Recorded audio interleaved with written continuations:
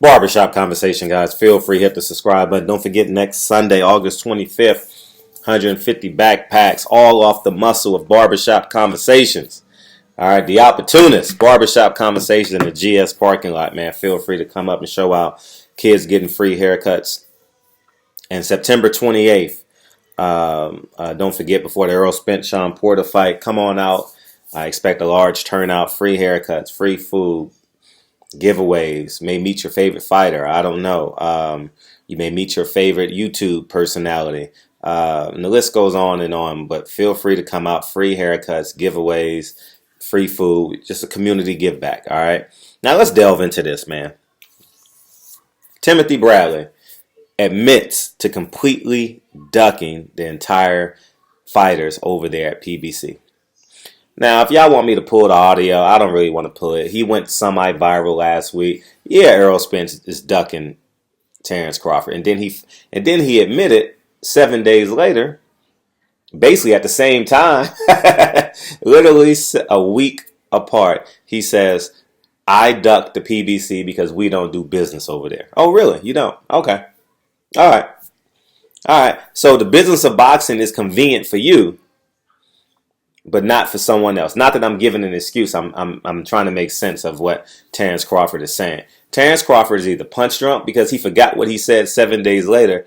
Dude, Terrence Crawford, you couldn't be my best friend. You couldn't. If you and I go hit a lick, you gonna forget the narrative that we got to tell the people. You forget 7 days later what you said? I don't think you're punch drunk.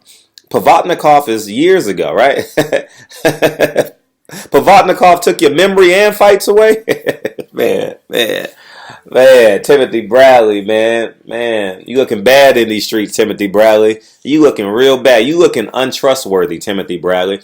You basically invalidated your argument for defending Terrence Crawford.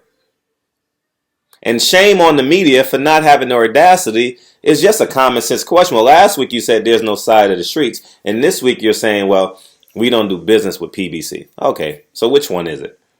Terrence Crawford, you ducked. I remember at one point people talking about Earl Spence, Sean Porter. That was in negotiations. Adrian Broner on some level. I don't know what level it was. Adrian Broner actually called him out. The fight never happened. They were actually in preliminary negotiations. I remember that. And a whole bunch of other fights. Timothy Bradley didn't want these fights. Timothy Bradley is very comfortable. Timothy Bradley never wanted to exert himself. I don't believe Timothy Bradley wanted to be a great fighter. In my humble opinion, I think Timothy Bradley did this because he was good at it. Well, he was great at it as an amateur and was good as it as a pro. You understand what I'm saying? I don't think he was.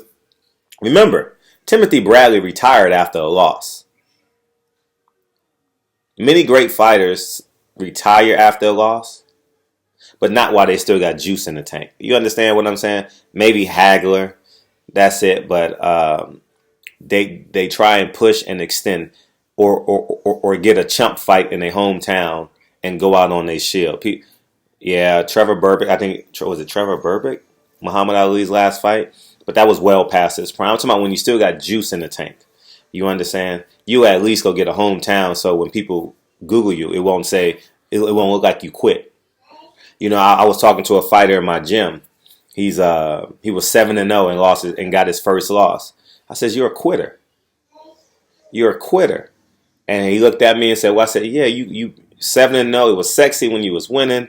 You was doing X, Y, Z. But the moment you took an L, you said, I don't want this. This shit ain't for me." You're a quitter. Timothy Bradley, you're Tumbleweed Bradley. The nigga did a front back flip, side flip, cartwheel, whatever he did, man. Just a complete. You're a quitter, dog. It's like me. It's like boxing me. I'll use me as an example, right? They want to take my credentials. They want to try and block me. I'm not quitting. You think I come this far to quit? I got 40,000 subs. This channel's probably worth about 80,000 subs right now. You think I'm quitting? I'm just getting started. It just got fun. That lanyard around my neck is not the definition of barbershop conversation. And the same thing about Timothy Bradley. Step out of your comfort zone. Step out of your comfort zone. Why you never stepped out of your comfort zone, Timothy Bradley? Why you always ask Bob Arum if you can talk, have an interview, or make your next move? Why did you re-sign with Top Rank? You probably gave Terrence Crawford the same advice. People rather be comfortable these days, man. There's only a few great ones left, y'all, and I'm one of them. I'll repeat, there's only a few great ones left out there, and I am one of them.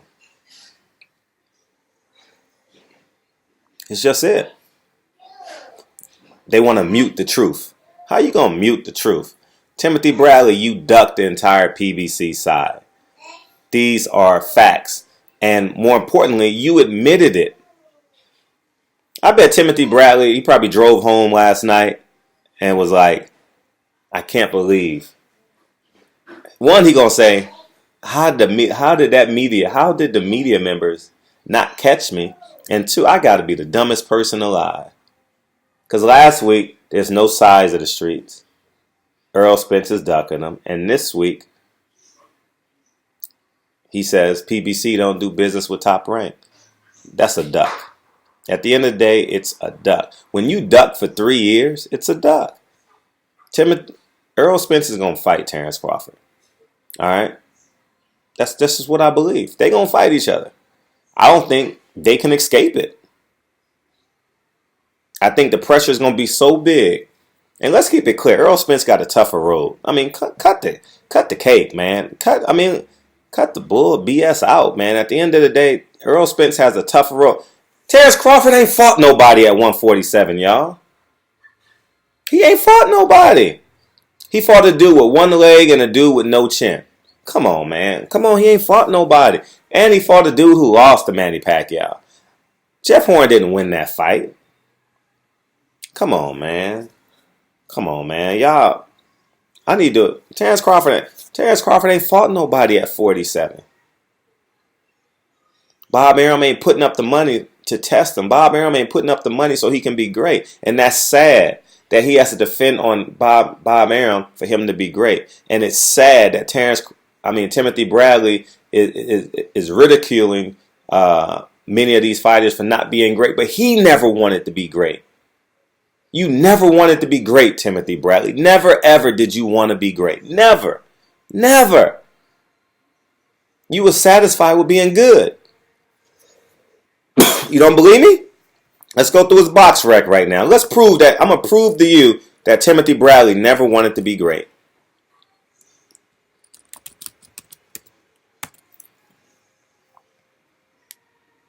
Let's go through it.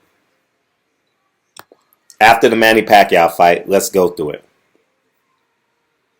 2012, I saw it last night. Manny Pacquiao, Ruslan Pavatnikov, right? Juan Manuel Marquez, Manny Pacquiao again, Diego Chavez, Jesse Vargas, Brandon Rios, Manny Pacquiao. Every fighter in between the Manny Pacquiao fights are B to C level fighters.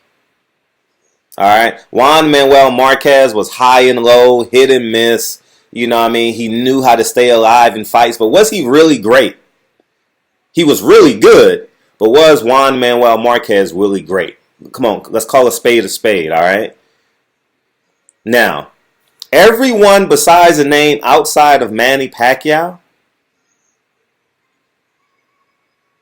he never challenged him. Brandon Rios beat with a body shot. Jesse Vargas won 10 rounds to 2. Diego Chavez, that was a draw, if I'm not mistaken. Yeah, it was a draw. Yep, was a draw. That was in Cosmopolitan. I believe he has a hemotoben or something on his head, that fight. Juan Manuel Marquez. You know what I mean? It says split decision. So you never really wanted to be great. All right, how about Sean Porter? How about Amir Khan? How about Danny Garcia? How about Lucas Matisse, for crying out loud? How about Marcos Maidana? How about Adrian Broner, for crying out loud? Dude, you never wanted to be great.